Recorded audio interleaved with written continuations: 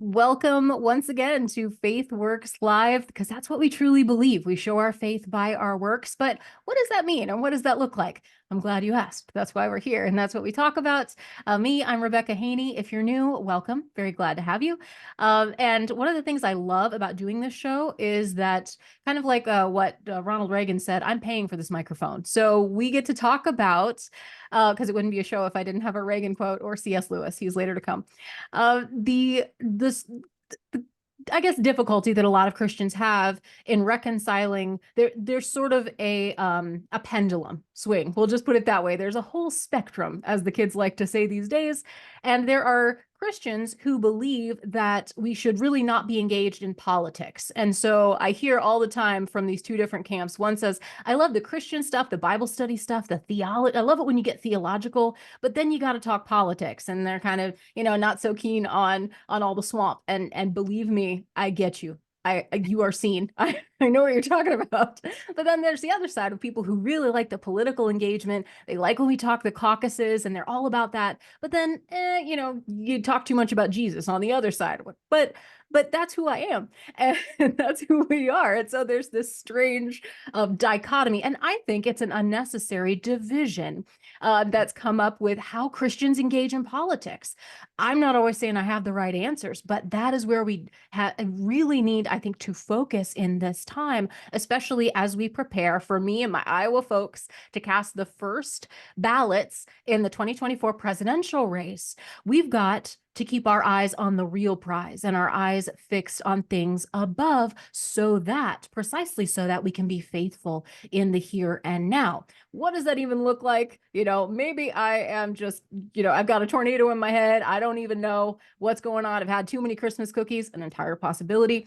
But how can we engage well is the main question. How can we engage well and biblically in the civic realm? Or, maybe that's a lost cause. I don't know. I think this lady does, though. Christy Stutzman is our guest, and she has a wide range of expertise, both in the Christian realm and in the political realm. You've probably seen her writings. She's got a new book out called The Spiritual Price of Political Silence. And the moment I saw that title, Christy, I'm so glad you could make it, because I've been wanting to talk about this for a while. And you're going to have to, contain my excitement, I'm afraid.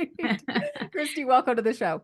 Thank you for having me on. It's great to be with Well, let's talk a little bit. you. Let's talk a little bit about you and your history, kind of how you got involved in politics. Well, I was raised in a family where we were always kind of watching. We were never really involved. We voted and we studied our history and things like that, but we were more fine arts based, definitely Christian, raised in a Christian home. But when I got married, we were so excited about the future. I was writing music, I was a composer and also a fine arts teacher, and started a resource for fine arts teachers. My husband was in business, agribusiness, and other businesses, and we had these great and glorious plans, right? Like every young couple does, but it did not involve politics. We were voters, but we really had never been engaged. And so when 9/11 happened, our oldest was only 3 weeks old, and we held him, looking at him, thinking, all right, what does this world look like for this kid? And I think it was one of those moments where, and every young family has had this moment where they're holding their child in their arm and they think, oh boy, what does this kid's life look like? And so that's what got us involved. We started attending, just showing up to local community events. And one thing led to another. And one time we were at an event and a woman approached my husband. She was the judge's wife, really wonderful Christian lady. And she said, we don't have anybody running for state rep, and we really need a good candidate on the ballot. Would you consider it? And so that started the ball rolling, and we won by 249 votes.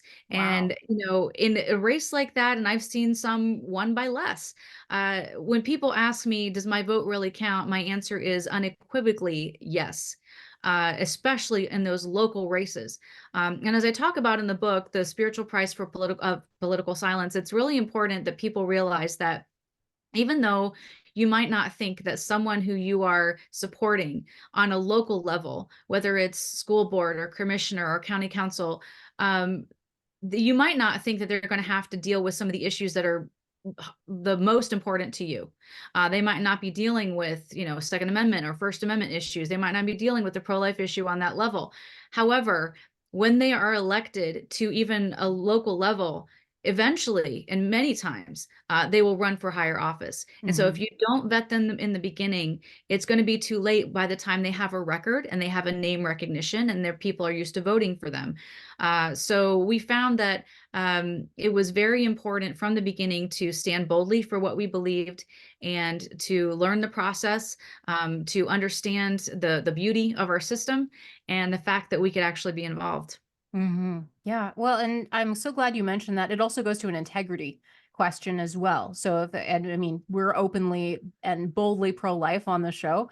And so if I can't trust people to stand up, a man or a woman to stand up for the rights of the preborn child or for the disabled or for the elderly, then I don't know that I can really trust you on too much of anything else rights related. Thank you for playing.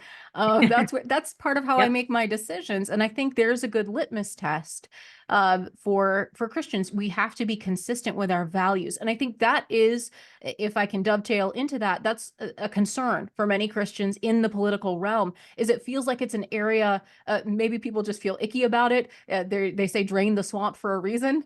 There's a lot of corruption and a Right. lot of this ambition and the struggle for power. And it seems like even well-intentioned people, it's not just a bunch of policy disagreements and erudite debates that are happening on Capitol Hill. There's a lot going on under the table behind closed doors that just makes people feel like I can't trust any of these folks.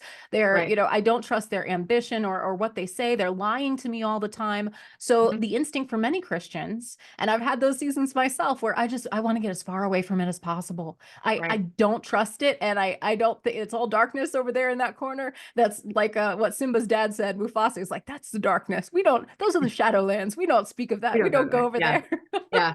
No, But it's I true. don't think it Yeah. has to be that way because then that leads to a vacuum, which you point to in your book. Yeah. Well, I think, we are a young country when you compare to the rest of the world, right? Mm. So we've only been in existence for a short amount of time comparatively, historically. And I think one of the problems that we have run into is trying to, and we're talking like after generations of Americans, like long, we were here in let's see, so it was started becoming, um, there was a lot of immigration happening because religious persecution early in the 1600s. So religious persecution across Europe drove many, many people to these shores, just seeking freedom, seeking the ability to exercise their own conscience.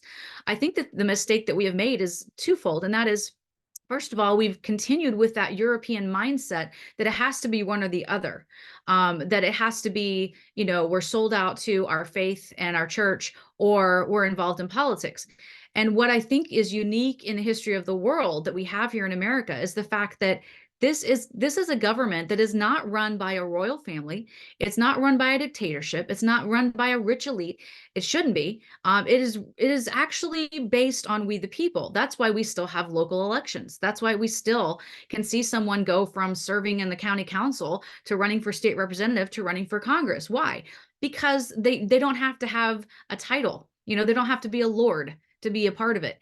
And so it really is a mentality that we need to fight against as far as like Americans and how unique it is in the world that we actually have a say. And in the book, I talk about the fact that, the founders made one assumption. And that one assumption was that people of faith would always be involved in our government. And I think they made that assumption based on their perspective, first of all, because some of them were, probably second generation had been here. So their great grandparents, had come to these shores seeking religious freedom usually. And they really saw that as a self-defense mechanism. So they saw the ability to be involved in our government and giving anyone access to run as something that would be I guess inviting to people of faith to say, oh my goodness, not only can I be involved, but I can also stand and protect the rights that are afforded to me, that are recognized in the Constitution that God gave me. I can actually continue to defend those for the next generation.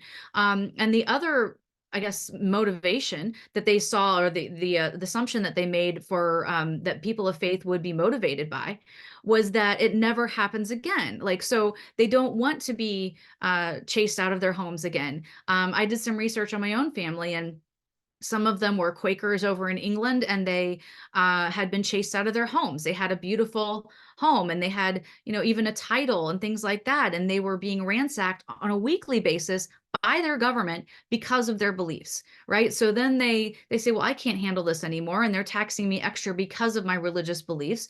They're threatening me with jail time. They're, investigating my businesses. Does this sound familiar? Well, yeah. I mean, we're starting to see little hints of this in our culture now. Hmm. And the reason for that is that I think people of faith have forgotten that we have a unique position in the history of the world as people of faith in America. And that is, it is a government of we the people. I've had some media ask me the question, so, this is going wrong in our society and this decision is being made. Do you think our leaders should do better? Well, my answer is, well, yes. However, we are our own leaders.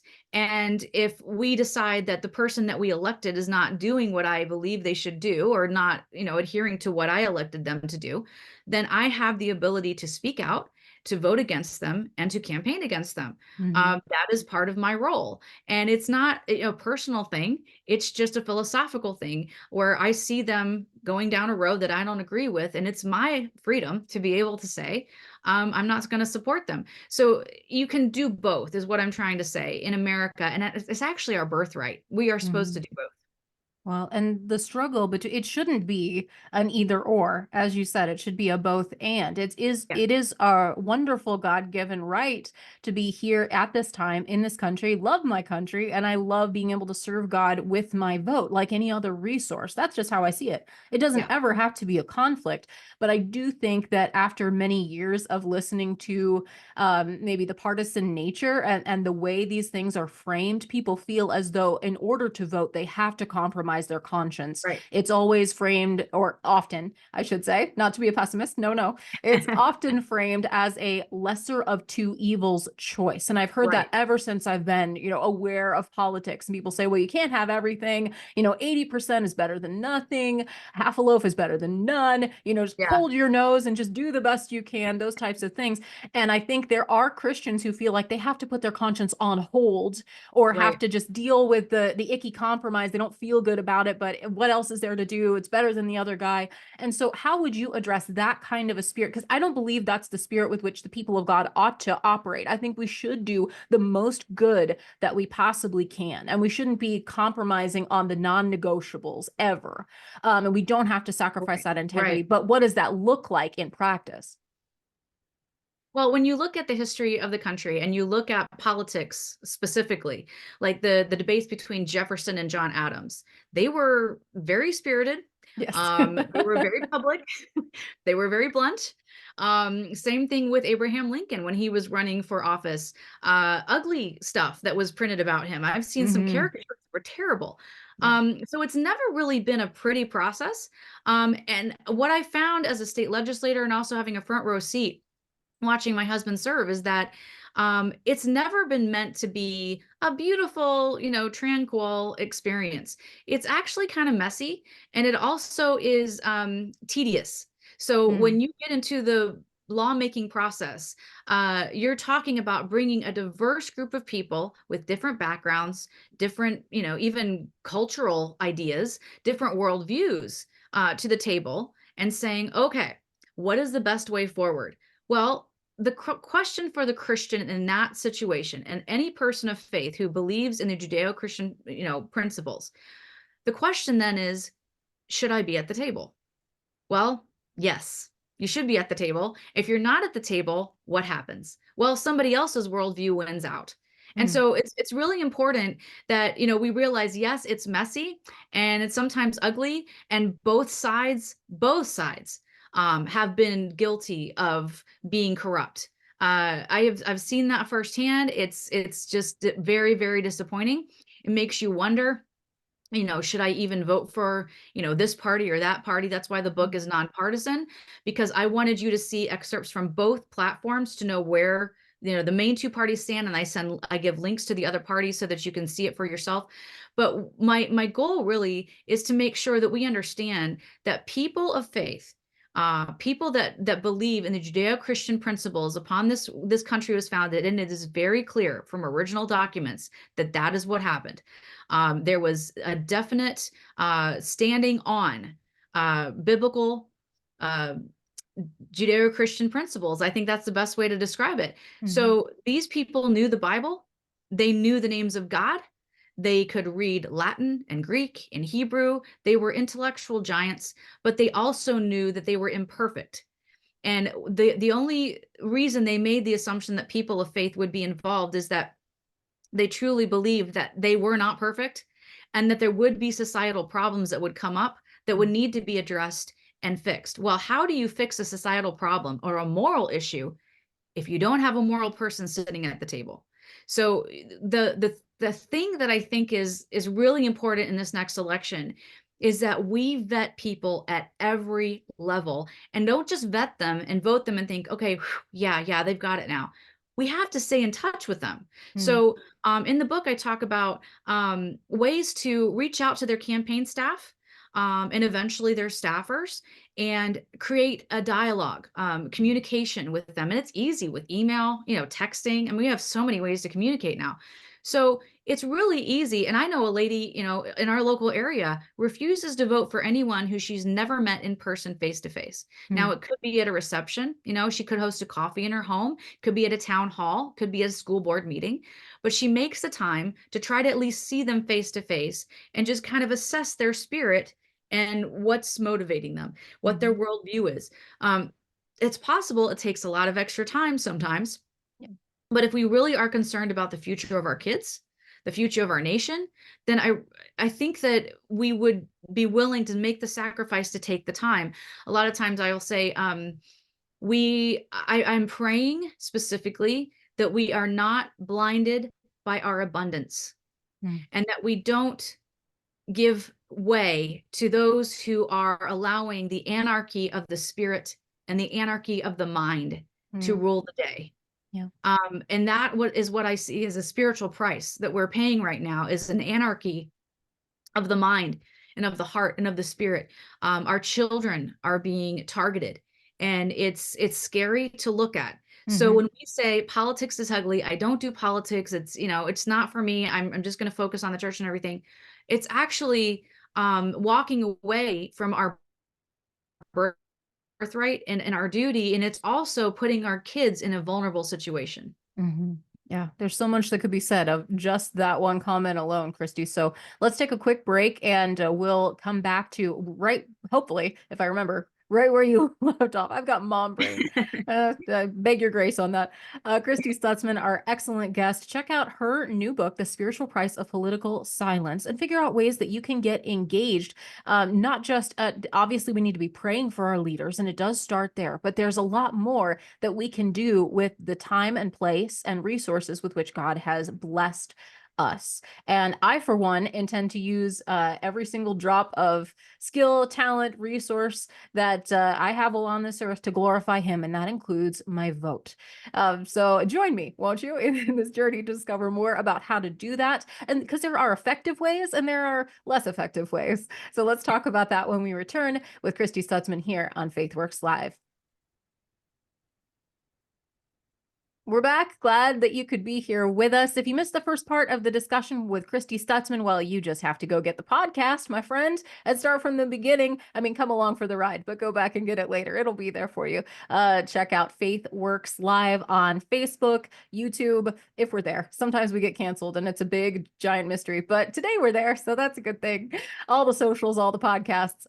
But Christy is talking about the spiritual price of political silence. And that's, I mean, for me, we're singing from the same song sheet, Christy, because that's what I see all around us. Now, I will say the good folks of Iowa do take our first in the nation status very seriously. You mentioned, So thankful for that. you mentioned your friend Yes. who doesn't vote for people that she hasn't met in person. And that's kind of what we're like around here, the fine folks in small towns in Iowa. We just expect that we'll get to shake the hand of the person that is running for the White House. Yeah. And we ask tough questions, and they're kind of like our best friends every 4 years. We don't see them after after the caucuses much. They Uh, don't call, they don't write. It's a little sad. right. But when they need us, boy, we're there. And we don't get starstruck very easily. I will say I have seen, some of that celebrity culture kind of creep in a little bit, particularly with Donald Trump, because I might as well just say the name. But it is part of the decision-making process. So, I mean, I'll be really interested to see how this year goes. But I think in particular, Christians have to vote their conscience. I don't think it is optional precisely because of the price that you're talking about that we paid for this moral vacuum. And we know nature abhors a vacuum. So when we moved out, something else moved in, which I know is really what you're focusing on, and that we can no longer be silent because the cost is so high. And I really think that what you just touched on about the anarchy that's present in our culture, we've seen that in living color in riots in our streets. We've seen the disorder and the crime and the chaos in our cities. We've seen it in our pocketbooks. We've seen inflation go out of control. But morally, we've seen people crying for the destruction of the preborn child in our streets, and people acting like that's some sort of moral imperative, not to mention the fact that our kids are so confused because the teachers in schools and administrators in schools are telling them that they can be a cat today, and Right. acting like Right. that's some sort of like highly intellectual and advanced progressive position. Meanwhile, they're tearing down the nuclear family and everything that made our country stable and prosperous for the last couple of 100 years or so. Yeah. Stop me if you've Yeah. heard any of this before. I think the country needs our leadership, and we don't really have the option to be silent. Right. No, we don't. We really don't. And I think we've had the luxury, we've thought we've had the luxury for several generations. As I did my research, there was a divide in the church around the turn of the century. And I, again, when I refer to our roots in Europe being chased, here and there because of religious persecution and things, I think the mentality that, well, there's only so much you can do, just focus on the mission of the church, and that's all we can do. It really is unique here in America, where that is not the mentality that we can have, or we have the luxury to have. But we have mistakenly allowed that to creep in. Part of that is the misinformation that has been spread in our schools, educational system overall, starting in the universities, but now it's gone all the way down to the kindergarten level, where they're telling us, separation of church and state is means that Christians should not be involved. I talked to a guy from an Eastern Bloc country on a congressional delegation trip that I took with my husband, and we were trying to create a good dialogue, trade, especially for countries who are overshadowed by like a huge country like Russia or something, where they're trying to kind of like start into, a representative form of government. And so they're trying to make it with a new economy. So we were trying to make inroads there. And some of the things that we heard, I was very curious about what it was like under communism. And of course, we're hearing socialism as almost an accepted norm now in our educational system. But what I heard was, I said, so could you go to church? Do you go to any church that you wanted to? And this gentleman answered, and he said, well, of course we could go to church. I said, oh, really? So you really kind of had a level of freedom of religion? And he said, well, yeah, we could, as long as we didn't want to go to college. And I said, I'm sorry, what do you mean didn't go to college? He said, well, if you're a person of faith, they kept record of who went to college, who went to church. And then those people are considered really unscientific and not really made to, be a doctor or something like that. Hmm. It was staggering to me that this was presented as religious freedom, because it's not religious freedom. And it's completely foreign to me as an American to think that they would assess my faith and tell me what I was capable of being, that I could only be a certain type of worker, that I couldn't be in science at all because I wasn't scientifically minded. But then when you think about where we are in America right now, I can't remember the time that National Geographic Channel or some, science channel has brought on a creationist scientist as an expert. I haven't seen that in my lifetime, and they are starting to denigrate those who rely on faith to guide them in their lives as people who are just not as intellectual or scientific. So there is an undercurrent of that mentality that is being brought into our country, and it has been happening for the last 100 years. As I researched the cultural Marxist who targeted our country and specifically our children education system, it's taken several generations to get this mentality of, well, I'm just going to focus on my faith and I'm not going to be involved in politics. That was never the intention of the founding people that created this country. Well, and I know that you have done research as well into Christians who have made a major difference against many cultural tides. When it seems like history is at its darkest, it's the Yeah, Christian voices that have stepped in, and it's been that way since the inception right. of the church, since the very beginning. We're living in, as much as all the secularist naturalists, I should say, don't like it. You're living in a Judeo-Christian world, the Western civilization that changed the entire world. Where did that come from? Where did that, interest in individual rights come from? Where did the idea of individuals, men and women, could both be seen as equal human beings, Yes. regardless of your skin color or your background or your gender? Where did that come from? Why Yeah. do we take care of our poor and our sick and our huddled masses instead of just leaving them out for the wolves? Yeah. That is laid, rightly so, at the feet of the church. And historically speaking, you can't get around that. But that's the No. type of impact that even just individual Christians living out our convictions and living out the image of Christ day to day, we can have a huge and amazing impact. I just wonder if we've lost confidence in that, or if maybe we've been doing it wrong. Which which one do you think it is? Well, I think, it's been amazing to look back at history and see, and even hear testimony from people. Our guide over in Israel shared a testimony with us, and he's told us he was not religious at all, but he said when we were standing on the Mount of Beatitudes and we read Matthew 5, he pointed to the verses and said, "You've done this thing that Jesus said, you've been a light to the world, and I want to thank you for that. But I want to ask you to please don't stop. Because if you stop, I don't know who else is going to take your place." I don't know that he connected the dots as to why we've been a light to the world, but he saw that we had been, and he recognized it. And so have other people as well. I think what we're failing with is being bold with that. The boldness has been kind of been pushed back into almost like an intimidation when it comes to these people who are cultural Marxists, is what I call them.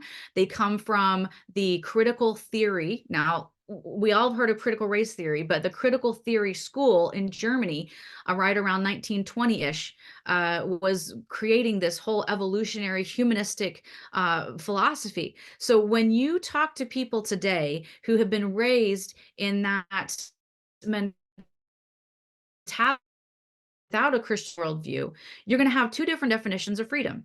So the freedom that we understand is freedom in Christ, freedom in our faith, freedom to be a better person, freedom to help others, like you've been mentioning, freedom to do all the good things that you're saying, elevating people regardless of their background, opportunities for all.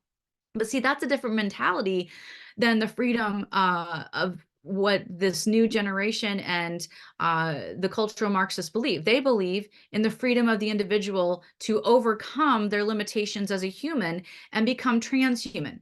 Now, they said this early on, but now we're hearing the word transhuman much more frequently and from much younger mouths.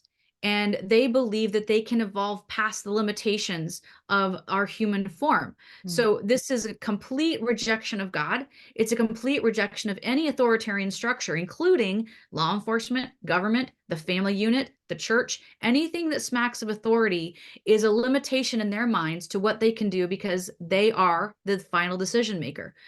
So I do feel like as the church and as people of faith, we've allowed ourselves to be repulsed by the ugliness of the dialogue, and we've allowed ourselves to be intimidated to think that, well, the church really shouldn't be involved in politics, and that is just completely diametrically opposed to the founding and what I found there. Yeah. Well, and there's so much brilliance in what you just said. I feel like there's 99 more shows that we could just use to unpack, like, well, one for each chapter, I'm sure. But the thing that you just said that I'd love to touch on a little more is the fascinating interconnection between these cries of autonomy that should throw off the shackles of the Yes. church, to all of those, musty old documents in the Constitution. We don't need those anymore. We've evolved beyond it, so I can be like God, a rebel Right. once said in a garden one time. And that's the original cry, right? That we want to be our own boss. We want to get on the throne of we want to be our own little g God. And Right. it's never going to work, but that's what we keep trying over and over again. And the enemy of our souls laughs up his sleeve every single time that we believe those lies. So it's long standing. We understand that because we've broken free from the chains of that rebellion. But at the same time, it's fascinating to look at the people who cry autonomy and that we want to be our own king are therefore susceptible to this more authoritarian state that comes in. Because you mentioned it's coming from Marxism that seeks to Exactly. demolish those institutions, but they're going to replace it with something. And that Yes. something is an overwhelming, tyrannical, overbearing state. It is like Big Brother. It is like Yes. a father or mother that comes in to take the place of the nuclear family, of the church. They don't like competition. They clear out God out of people's hearts so that the Mhm. government can come in and lord it over your lives. And Right. and that's so fascinating that the same people that are so skeptical and so just anti anything that has to do with that, the church controlling what they might have to say or do, or no one can tell me what to do, are begging really for the government to come in and do that for them. And I wonder if you have some thoughts on that connection. Yeah. So the other side, and I'm talking about like this cultural Marxists that believe in humanism and the evolution of man, man is God, basically. When you create a void, the fool has said in his heart, there is no God. So once you decide that there is no God and you try to do away with anything that reminds you of that, and you try to, there has to be a replacement. Like you said before, when there's a void, something's going to come in and fill it.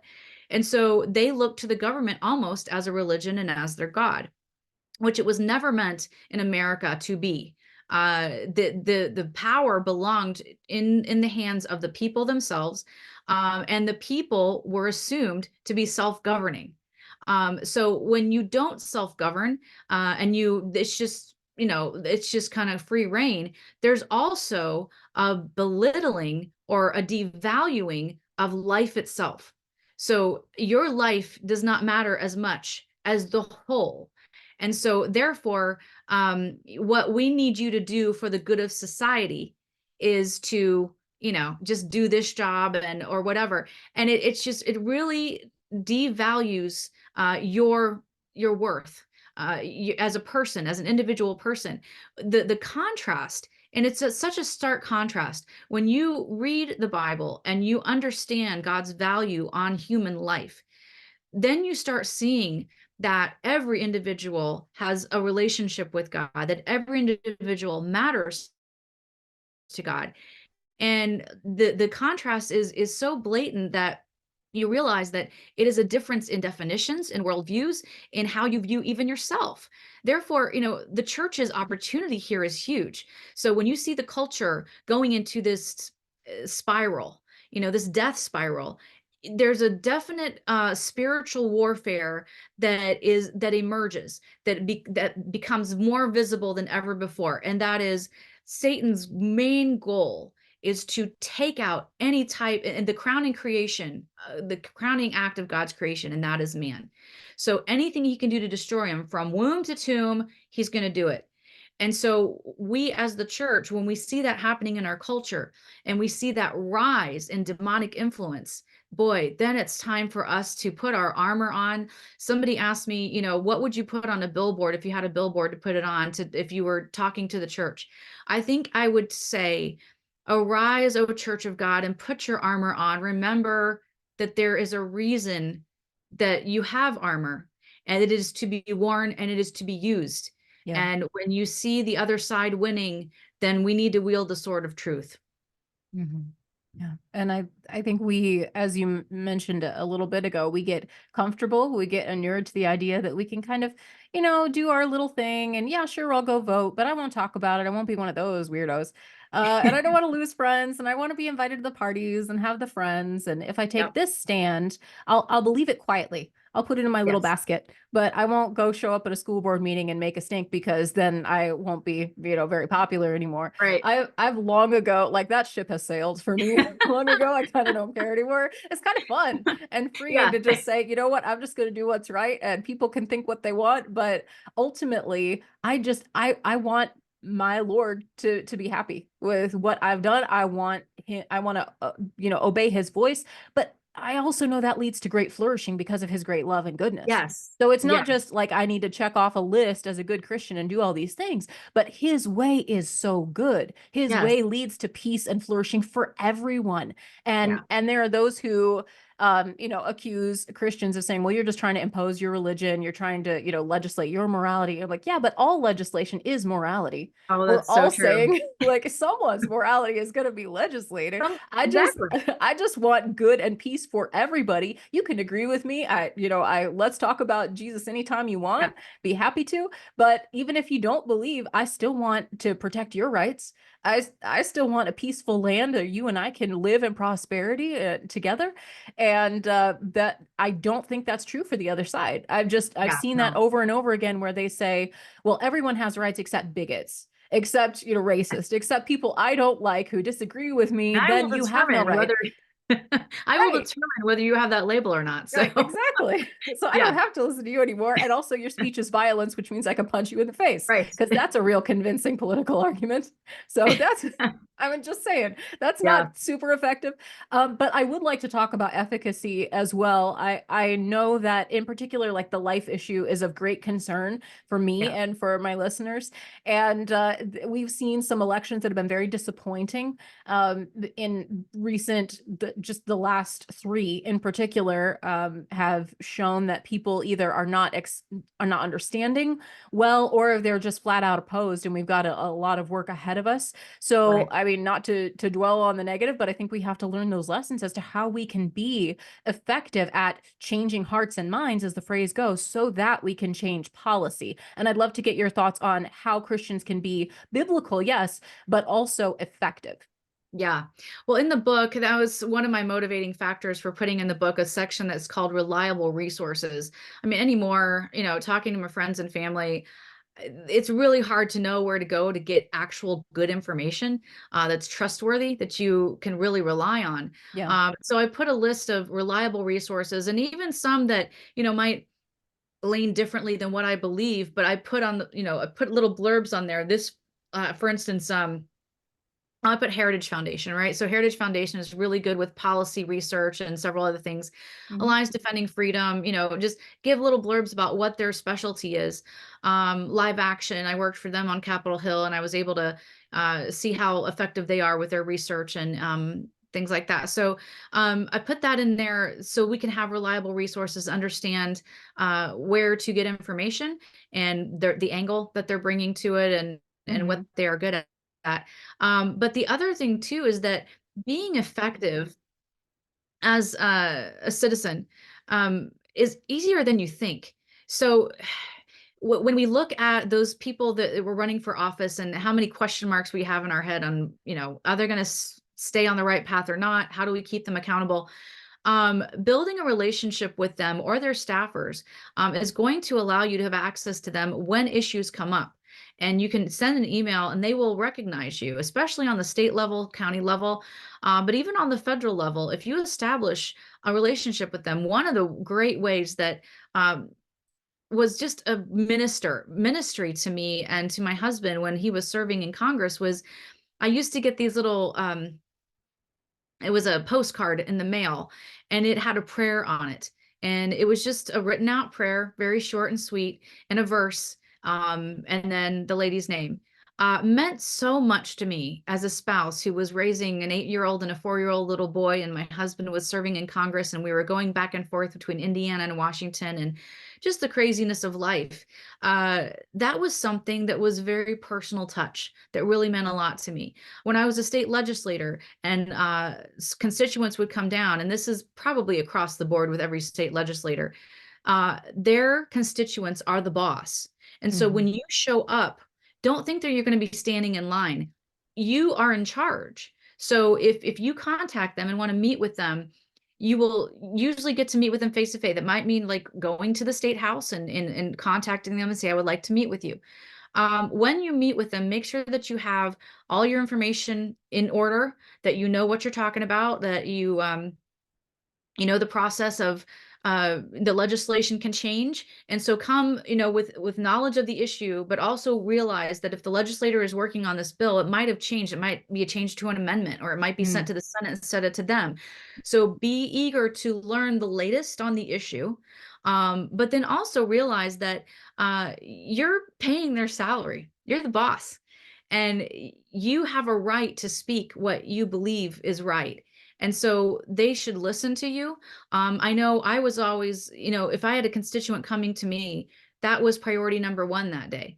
I wanted to take the time with them. Now, if I had to run and, you know, vote on the floor, that was fine, but I would ask them usually to stay there and come back or come with me, you know, come watch me vote. But it's very, very important that we realize we have more access than we realize, or that we take advantage of, whether it's going to a school board meeting and talk to the school board member afterwards, or a commissioner or a county councilman. We can do that. It just takes extra time. And being effective means not coming in with your hair on fire and yelling and screaming and banging the podium. It means knowing what you believe, why you are there, being, you know, somewhat up on the issue, asking really good questions, and then listening. It really it means a lot to someone who is making decisions if their constituent will ask really good questions and mhm. then listen to where they're at, because these people are human. I mean, they're our neighbors, and they're, you know, business people, and their parents and their grandparents. So they have a life, and they're trying to struggle. I remember this was really encouraging. My husband was the youngest serving state legislator in the state of Indiana for about 4 years. He was elected at the age of 24. And there were some decisions that he was faced with that were moral decisions. And because of our faith, it was clear. It was very clear, you know, what he was going to decide on that. But for some other legislators that he was talking with and stuff, it wasn't as clear. And what you find is that everyone, like you said, has a worldview that they bring to the table, and that will guide them. So it's really important for us to make sure that not only do we vet them, but we also create some type of relationship, even if it's by email or mail or a phone call or something, or in person. That is effective. And if you have known them as a county councilman who ran for state rep and won that, and now is running for Congress, and you walked in a parade for him, and you did some phone banking, you are going to know him as he goes to Congress, and you will be able to hold that person accountable, him or her accountable, for the decisions that they make. And that's a wonderful point, Christy. It's not enough to just lob grenades at people, especially I'll extend that. I think you'd agree that it's good for folks to hear from you more than just when you disagree or when you're Yes. afraid they're going to do something wrong. Because that's like, you know, you don't talk to your kids that way. You say, hello, sweetie, good morning. You don't just, you know, Right. come slam down on them anytime that they are doing something wrong. You build a relationship with them. And that goes, you know, what do you know? Right back to the design of God and his people is that we're supposed to be working with one another, daily walking in relationship. And it's the same thing with your employees at the legislature as well. And in any elected office, they do work for us, but you know, no boss should be a jerk to his employees. You got to Right. treat them nicely. Otherwise, they don't want to work for you or take your calls anymore. And that's No, just, it's you know, true. dysfunctional relationship. Yeah, no, it's true. Most of the things that you hear from people, and that's why that postcard was so important to me. Most of the things you hear are complaints or Mhm. threats, you know, or something that is very negative. And when you get an encouraging word, it goes so far. And if you are an encourager, that's a ministry you can have in the heart of a legislator or someone who's in elected office. You can really minister to them by encouraging them. I know there was a banker who my husband would call for advice in banking decisions, you know, Mhm. because he wasn't a banker. He was from agribusiness, and he dealt with bankers, but he didn't know the issues that bankers deal with. So he would call him and ask him for advice, you know, so here's the bill. Here's what we're considering. How would this affect our local bank? Mhm. Well, the gentleman was also a Christian, and he always ended with a word of encouragement, whether it was a prayer or a verse or just an encouragement, you know, shot in the Mhm. arm. Went so far with my husband, and we still have a relationship today. Why? Because he realized that my husband was human, and that he was seeking advice, and he wasn't, thinking he knew everything. And he took that opportunity to really minister to my husband. Mm. That matters so much. I think if you just remember that people, whether they're on Capitol Hill or whether they're on your local school board or your local sheriff, that they've got a job to do. They're people just like you and me. They're prone to the same, victories and failures, and they need our encouragement. They need guidance, and I don't think we should be afraid to speak up if we think there's a serious danger or a problem, because Right. we've got a lot of those in society. But also, you got to build them up if you Yes. expect them to fight for you. Yeah. And I see a lot of the negativity in politics, especially. So we're in the hot and heavy in the primary season, and the insults that I've seen flung back and forth. So uh, I'm over conservative land over here. They're just tearing each other apart, and I I think that know. goes towards the distaste that a lot of people have Yep. over politics. And Yep. then, when it comes down to it, if people, say all these negative things about a candidate, then later end up voting for lo and behold, they might end up voting for that person anyway. And it's like, oh, that didn't really matter. And Right. I think we do, as Christians, we are called to a higher standard about how we treat one another, about the words that we use. That's not to come across as holier than thou or anything. It's just, Um, we have to use our words wisely. We have to speak the truth. We have to yeah. speak boldly, but we don't need to be insulting either. I think we should, speak out when there's clearly a danger, there's clearly problems, and we shouldn't mince words about that. But we also should remember that we're supposed to be loving even if we see them as our enemies, we're supposed to love them too. Exactly, exactly. I just wrote an article for the Washington Times talking about it's time to throw grandma's rule out about not talking about religion or politics at the table. And the reason I feel like it's time to do that is that if we don't talk about that with our children, and we need to be prepared, we need to know our stuff because they're going to push back. They're our kids. That's what they're going to do. So we need to have that conversation. But as we have that conversation, we're also teaching them how to speak civilly and not in sound bites. We're teaching them how to actually have a, a good dialogue, a healthy dialogue, and a good debate, and to agree to disagree sometimes, but to also be valiant for truth, to be searching for where is the root of the truth of this matter, Mm. and where are the facts. And I think that's missing in society today. You mentioned earlier that um, it seems like the left and the extreme left and liberals and the cultural Marxist, it's their way or the highway. Well, that's because that they believe in their religion. That is their religion. And so when we believe in our faith practice leads in love. You lead with love, but you also don't back down. I mean, when you look at Jesus in the New Testament and the way he spoke in different situations, he understood, he knew how to read the crowd. He knew how to reach them with a story or to actually be harsh with them because they needed that. But he never, ever was devoid of love. It was always there. And sometimes it was tough love, and sometimes it was tender. It depended on what the person and what the situation called for. If we don't teach our kids that in the conversation around the supper table and we don't talk about these things, somebody else is going to talk to them about it. So we need to arm them with the ability and the tools, the tool set to be able to have a civil dialogue, and not speak in these sound bites or these shocking, headlines that we see, and it's grabbing people's attention. And we don't need to be guilty of believing everything either, Mm. of taking that and going, oh, well, I just saw a headline that says this. We need to do some research into that and make sure that we know our stuff. And that's a great word. I really appreciate that, Christy. The hyper credulity has been a problem sometimes. It's like we pick our favorite team members, and then we just defend whatever they say. And Right. maybe they made a mistake. Maybe we made a mistake. And it's okay to say, you know It's what, I don't okay. think that was right. And I Right. apologize, and I want to get it right. So Mm. thank you for showing me. That takes humility. It's really Yeah. hard to do in this internet age where everybody's trying to, be the next big thing, I guess.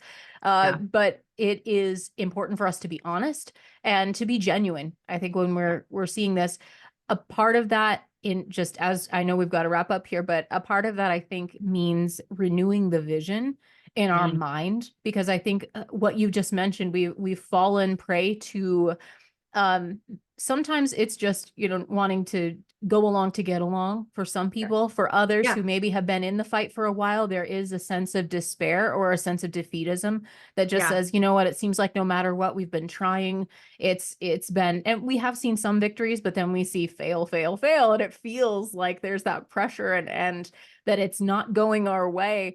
And that maybe this is just the signs of the times, and it's the end of all things, and just, you know, Right. buckle up because we've got our bunker and our Bible, and we're okay with it. But I do think that God has called us for such a time as this. I do believe we are to be people of hope, no matter what. Mhm. And that, you know, right now, especially, I'm thinking about the light that's come into the world and how the darkness could not comprehend it, but neither could it overcome it.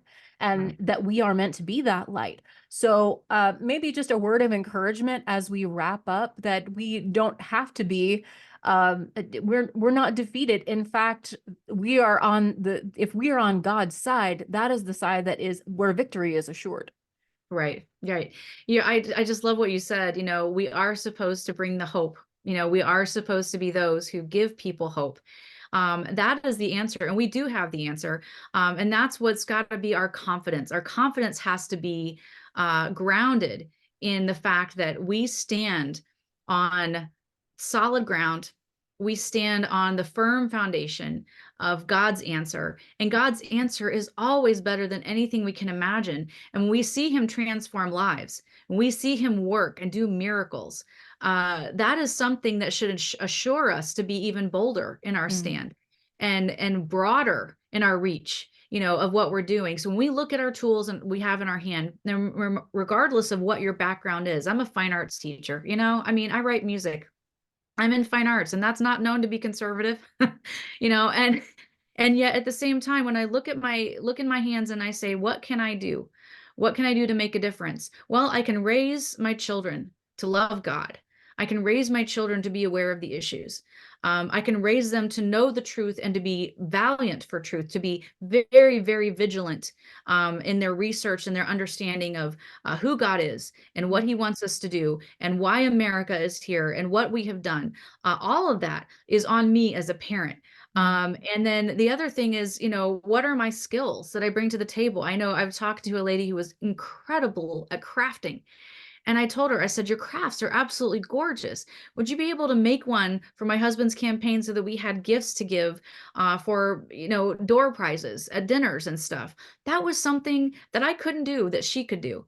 mm, And it was her part of our campaign. There's so many things that people bring to the table, financial acumen. They understand how money works, and they understand finances. There's people who understand all the educational issues that we're dealing with. Anything that you understand and bring to the table, healthcare comes to mm, mind. All of that can be influential and helpful in your sphere. And but as Americans, I think what we've got to realize is that this isn't something that is an afterthought. Right now, we're at critical mass mm, and it's all hands on deck. And you can't turn the Titanic in a second. It's going to take all hands on deck turning it and giving hope to people that we can turn this thing around. And I've seen states turn around. I have seen communities turn around. And it's usually because a small remnant has decided, you know what, we're going to get involved and we're going to do what we can to make a difference. And just being at the table made a difference in that mhm. city or that county or that state. Yeah. And it's the people that the unsung heroes that were praying in back rooms and prayer closets, you know, praying Yes. for their legislatures for 30, 40 years sometimes before Yeah. you see the breakthrough, before you see the fruit of that effort. And I recognize them here, those Yeah. nameless saints. God bless you. We need you. We need more of that. I think we Yes. have to be based in prayer and in the word so that we're grounded and not easily able to be swayed by despair or by, lies or anything like that. Mhm. But there's always a way for us to contribute and to be creative. I love that you're a creative type. We need more of that. Like, conservatives can do beautiful things too. That's And right. I just wonder if completely out of nowhere question, what are you listening to these days? Maybe we end on a musical recommendation Well, from Miss Stutzman. I'm actually working on a musical based on Ooh. Jeanette Oakes' She wrote When Calls the Heart, which is on Hallmark and has been on there for 10 years. I wrote a musical based on that book series, and now I'm working on the next one on Love Comes Softly. So it's a Christian romance. There's a lot of tragedy in this one and overcoming things and coming to faith. Mm, So I'm working on that musical. So right now, actually on my playlist, I'm listening to, and it takes place in the Big West, right around the turn of the century. So I'm listening to a lot of Western themed type of music. So How the West Was Won and Paint Your Wagon and, just all those great John Wayne classics. I'm listening to some of those soundtracks, trying to get inspiration for that musical. But I love listening to hymns. They're just a balm to my soul, and just chewing on the depth of the words of the hymnody that we have. I love rearranging hymns and mm, making the words come back to life for a new generation.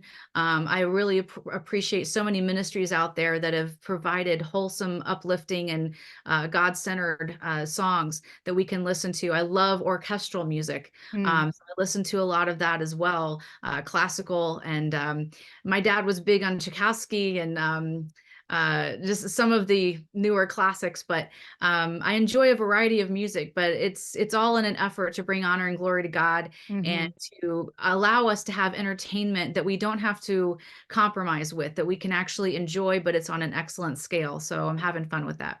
Absolutely. Whatever we do, do all for the glory of God. And we can do that in creative ways. I love it so much. Next time we'll just have to talk more music because I can hear They Call the Wind Mariah in my Oh, head now. yes. You said that. So I can't wait to Yeah. see what that'll be. I'd love to hear an update on that, just apropos of nothing, but All right. that would be so Great. awesome. We'll do that. Yeah. Christy Stutzman, she's been our wonderful guest. Thank you so much for your service in the legislature and as the wife of a legislator. I mean, that's a service in and of itself. Thank you for speaking so eloquently on these things. I'll put a link to the new book, which is The Spiritual Price of Political Silence. So just click on that link down below in the podcast and find out more about Christy. Follow her work as well. God bless. Thank you so much. Thank you very much. Wonderful to have you. You're welcome back anytime. And Appreciate if there is a next time, so only God knows, but it. I'm up for it if you are. And thank you for Would love to. listening.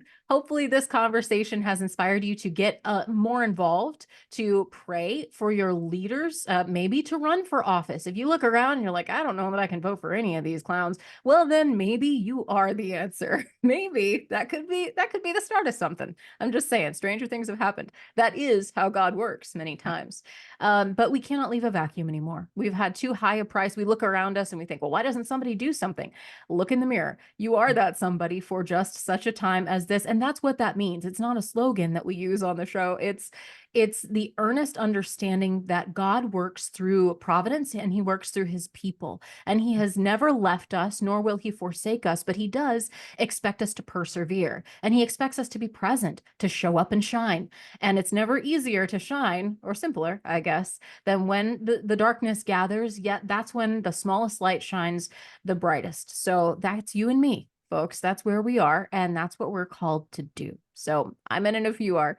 Thanks for listening to Faith Works Live. And remember, we have a mission to fear God, to love people, and to live free.